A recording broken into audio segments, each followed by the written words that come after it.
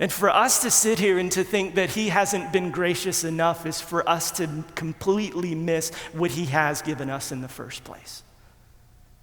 And so we sit here today in complete and total recognizing the fact that God has given us much, and that grace is the thread that spans our life. Grace is the thread that spans mine.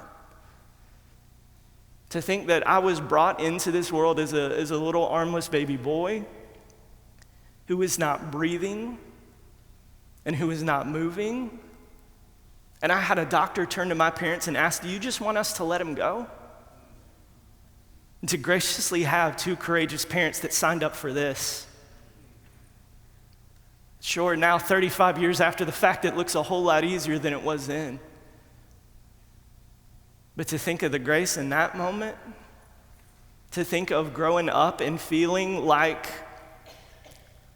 a complete and total mistake in every way. In a comparative world, when you're the only person that you know that has to eat with their feet, it doesn't feel like grace. It doesn't feel like love a lot of times.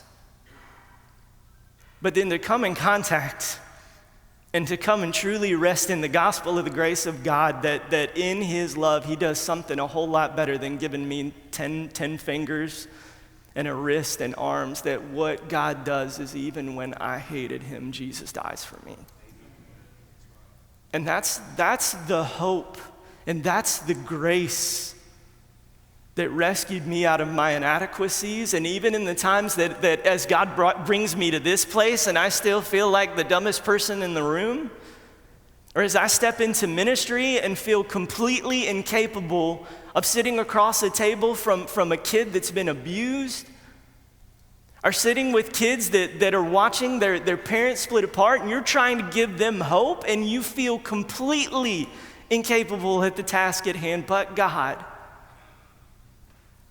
still for some reason holds me in his hand and carries me along for the task at hand. It is the grace that spans our lives from the moment we come into this world to the moment that we're called from death to life, to the moment that we stand up in a pulpit and proclaim the gospel of God's grace. Every bit of it is by his hand.